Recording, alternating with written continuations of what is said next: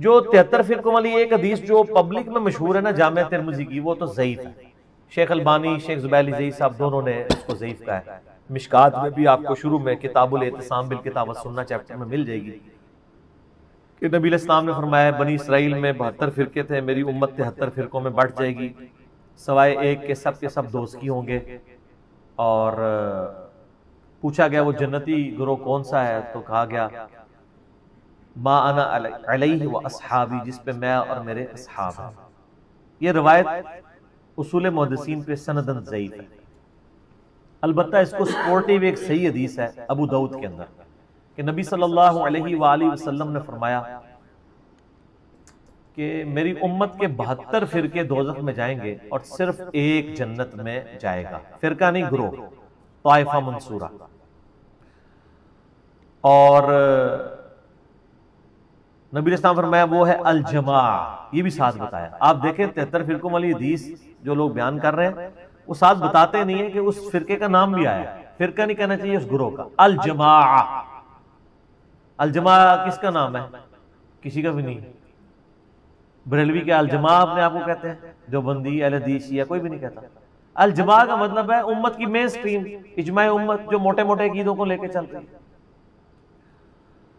اور آپ علیہ السلام فرمایا کہ میری امت میں ایسے یعنی فرقے پیدا ہوں گے جیسے باولا کتا کسی کو کاٹ جائے اور اس کا اثر ایک ایک رگ و ریشے میں داخل ہو جائے، اس طرح میری امت میں بدعت پھیلی.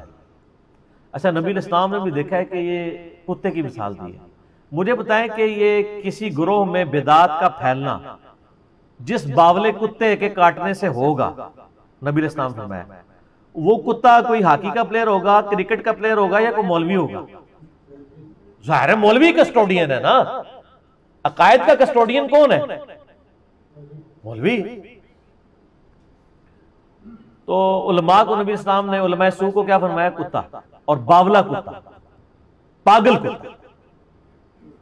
بلکہ قرآن میں سورۃ الاعراف کی آیت نمبر 175 اور 176 میں بلعام بن باورا کی مثال دی گئی ہے کہ اللہ فرماتا ہے وہ کتے کی مثال ہے، جو جیسا کہ زبان ہانپ رہا ہے، وہ اس پہ بوجھ ڈالا جائے تب بھی زبان ہانپے، نہ ڈالا جائے تب بھی زبان ہانپے. المستدرک الحاکم میں صحیح سند کے ساتھ حدیث ہے کہ یہ جو جس کی مثال دی گئی ہے قرآن میں، کہا گیا کہ وہ صاحب علم تھا اور بعد میں وہ پستی میں جا گرا. اس سے مراد یہودی عالم بلعام بن باورا ہے، عبداللہ ابن مسعود کہتے ہیں رضی اللہ تعالیٰ عنہ.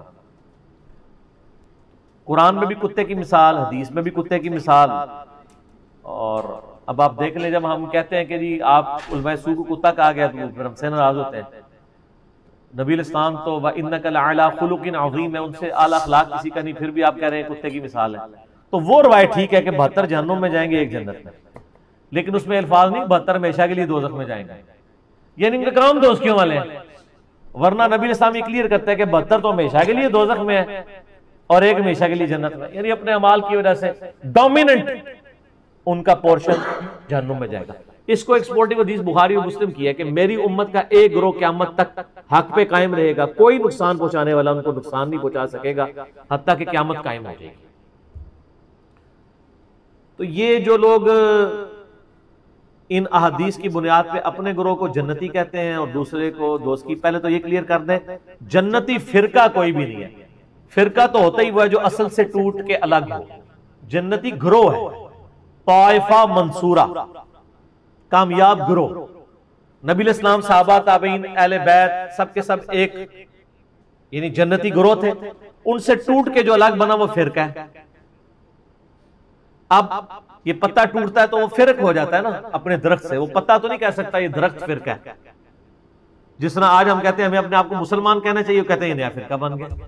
اور فرقہ تو وہ ہے جنہوں نے انڈیا کے شہروں کے نام کے اوپر اپنے آپ کو بانٹا ہوا ہے. بریلی اور دیوبندی، بریلوی دیوبندی دونوں انڈیا کے شہر ہیں. حالانکہ ہم ان کو پھر مسلمان سمجھتے ہیں، تمام اختلافات کے باوجود ان کی اصلاح کے لیے علمی طریقے سے ان کی غلطی ہائی لائٹ کرتے ہیں. 73 فرقوں والی حدیث اس والا جو پورشن ابو داؤد کا ہے وہ بالکل ٹھیک ہے. اور اس کا فہم میں جو سمجھتا ہوں وہ میں آپ کو بعد میں بتاؤں گا. پہلے میں وہ وسوسہ اس میں کلیئر کر دوں کہ ہر گروہ یہ کہتے ہیں ہم جنتی، دوسرے دوزخی. تو اس سے آپ کو یہ بات پتہ چل جانی چاہیے کہ اس کا سلوشن کسی کے پاس بھی نہیں ہے. کیونکہ بریلوی اگر اپنے آپ کو طائفہ منصورہ کہتے ہیں، باقی سب کو کہتے ہیں وہ دوزخی ہیں، تو پھر آپ خود سمجھ لیں. یہی بات دیوبندی بھی کر رہے ہوں گے. پھر ایک عام آدمی کدھر جائے؟ ایک عام آدمی قرآن و سنت پڑھ کے نبی الاسلام کے ساتھ اپنا رشتہ مضبوط کرے. ہر گروہ سے، خواہ وہ کسی مکتب فکر سے تعلق رکھتا ہے، سنی ہو، شیعہ ہو، حنفی ہو، شافعی، مالکی، حنبلی، بریلوی، دیوبندی، اہل حدیث، اہل تشیع، اچھے لوگ جو موجود ہیں جنہوں نے اپنی اصلاح کر لی اور امت کی مین سٹریم سے نہیں ہٹے، انشاءاللہ جنت میں جائیں. یہ امت کی مین سٹریم سے ہٹنے والے لوگ ہیں جیسے خوارج ہیں، پوری امت سے الگ ہو گئے. آج دور اعظم میں قادیانیوں کو آپ کہہ سکتے ہیں پوری امت سے الگ ایک انہوں نے جھوٹی نبوت کے اوپر ایک پورے کا پوری بلڈنگ کھڑی کر لی. یہ وہ گروہ ہیں. بریلوی، دیوبندی، اہل حدیث یہ آپس میں ایک دوسرے کو اس طریقے سے کہہ کے بانٹنے کی کوشش کرتے ہیں تو اس کا تو کوئی اینڈ نہیں ہوگا. باقی یہ جو لوگ کہتے ہیں نا جی وہ فرقوں میں بٹنا ضروری ہے کیونکہ خالی مسلمان کہلانا کافی نہیں، نبی اسلام نے فرمایا تھا کہ فرقے ہوں گے. آپ نے یہ تو نہیں فرمایا تھا فرقے بنانا، آپ نے تو بلکہ ڈرایا ہے. یہ تو اسی طریقے سے ہے جیسے مسلم میں حدیث ہے، صحیح مسلم میں، کہ نبی الاسلام نے فرمایا قرب قیامت میں عورتیں ایسا لباس پہنیں گی گویا کہ ننگی نظر آ رہی ہوں گی، چست لباس ہوگا یا باریک. اس سے کوئی یہ رزلٹ نکالے گا کہ چونکہ اب قیامت آنے والی ہے لہذا ہم اپنی عورتوں کو ننگا لباس پہنائیں؟ یہ رزلٹ نکالنا چاہیے. تو فرقوں والی حدیث سے یہ رزلٹ کیوں نکال رہے ہیں کہ فرقے بنائیں؟ وہ تو کنڈیم کیا گیا. کنڈیم کیا ہے قرآن میں؟ وَاعْتَصِمُوا بِحَبْلِ اللَّهِ جَمِيعًا وَلَا تَفَرَّقُوا. اللہ کی رسی قرآن کو مضبوطی سے تھام لو، فرقوں میں مت بٹو. قرآن جب منع کر رہا ہے فرقے بنانے سے تو حدیث میں تو صرف خبر ہے، حکم نہیں ہے. حدیث تو بتا رہی کہ ایسا ہو جائے گا، بچ جانا. جیسا کہ ایسا ہو جائے گا کہ عورتیں چست لباس پہنیں گی تم بچ جانا. انہوں نے اسے حکم بنا لیا ہوا ہے. یعنی کامن سینس بھی نہیں، لیکن common sense is not so common. Common sense بھی کم لوگوں میں ہی ہوتا ہے، اتنا کامن بھی نہیں ہوتا. اور آپ دیکھیں فرقہ واریت کا افریت اور جن اور بدعت اتنی خطرناک چیز ہے کہ یہ شوگر کوٹڈ کر کے ہر مسلمان نے جو ہے نا وہ استعمال کر لی ہوئی ہے. اور اس کے اوپر کبھی اس آیت پہ کسی نے نہیں عمل کرنا. وَاعْتَصِمُوا بِحَبْلِ اللَّهِ جَمِيعًا وَلَا تَفَرَّقُوا. اور اس سے سخت آیت جو اپنے منج پہ ہم نے لکھی ہوئی ہے، إِنَّ الَّذِينَ فَرَّقُوا دِينَهُمْ وَكَانُوا شِيَعًا لَسْتَ مِنْهُمْ فِي شَيْءٍ. بے شک جنہوں نے دین میں فرقے بنا لیے اور اپنے آپ کو گروہوں میں بانٹ لیا، اے نبی آپ کو ان سے کوئی تعلق ہی نہیں ہے. انما امرهم الى اللہ، ان کا معاملہ اللہ کے سپرد ہے، اللہ ان کو بتا دے گا جو دنیا میں انہوں نے کرتوت کیے. کتنی سخت آیت ہے سورۃ الانعام آیت نمبر 159. اس پہ کسی نے عمل نہیں کرنا. آج تک آپ نے یہ تو سنا ہوگا جشن دیوبند کانفرنس سنی ہے نا، عظمت اہل حدیث کانفرنس، 100 سالہ جشن اعلی حضرت سنے؟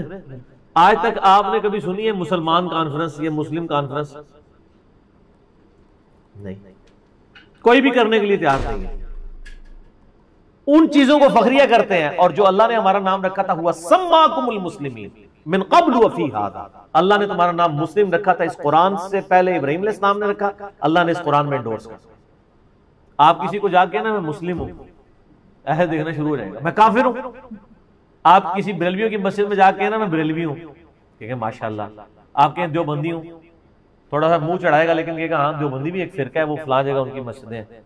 اہل حدیث بھی ایک فرقہ ہے، ٹھیک ہے آپ نے اگر اہل حدیث ہے تو آپ اس مسجد میں چلے جائیں.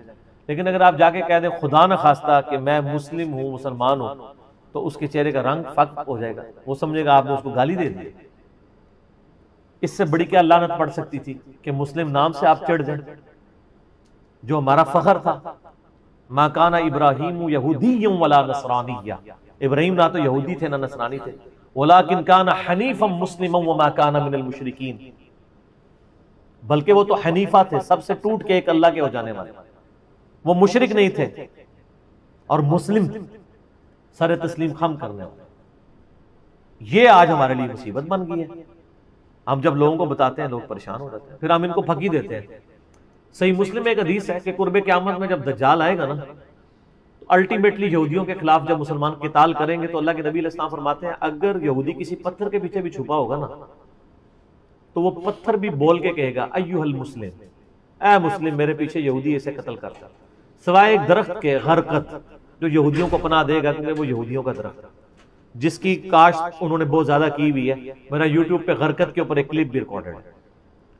میں یہ کہتا ہوں کہ اگر آج کے بریلوی دیوبندی اہل حدیث شیعہ کو پتھر کے پیچھے سے یہ آواز آ جائے اے مسلم، تو ہو سکتا ہے یہ کہ پیچھے کوئی انجینئر صاحب کی ویڈیو چل پڑی ہے، انہوں تو مڑ کے بھی نہیں دیکھنا. جب تک انہیں یہ نہ کہا جائے کہ اے بریلوی، اے دیوبندی، اے حدیث، تو چڑھتے ہیں مسلم نام سے. آج اگر چڑھ رہے ہیں تو اسی وقت بھی چڑھیں گے. قرآن و سنت کی ٹرم تو مسلم اور مومن ہی ہے، باقی آپ کی بنائی ہوئی ہے. اس لحاظ سے ویسے میں شیعہ کو ایج دوں گا. شیعہ اپنے ساتھیوں کے لیے مومنین کی ٹرم استعمال کرتے ہیں، سنی اپنے ساتھیوں کے لیے مسلمین کی ٹرم میں یوز کرتے ہیں. کہتے ہیں نا مومن، مومنین، وہ ٹرم قرآن سے لے رہے ہوتے ہیں. تو سر سنیوں، میں نہیں کہتا آپ اپنے آپ کو مومنین کہیں، ان سے فرق تو آپ نے کرنا ہے، وہ جبلت میں ہے ان کی بھی اور ہماری بھی. ہماری سے مراد آپ لوگوں کی، میں تو دونوں سے باہر ہوں، مسلمان ہوں. وہ مومنین کہتے ہیں، آپ مسلمین کہہ لیا کریں، لیکن ٹرمز تو قرآن کی استعمال کریں، حدیث کی استعمال کریں. قرآن و سنت میں تو ٹرم یہی ہے. صحیح مسلم میں حدیث ہے کہ ہفتے میں 1 دن کا غسل کرنا ہر مسلم کے اوپر واجب ہے، جس میں اپنے جسم کا میل دور کرے. کسی بھی دن کر سکتا ہے، جمعہ دن کر لے، افضل ہے جمعے کے علاوہ بھی کر سکتا ہے. وہ ظاہر کرتے ہی ہیں مسلمان. تو مسلم، وہاں بھی ٹرم مسلم ہے. یہاں مسلم نام سے لوگ چڑھتے ہیں.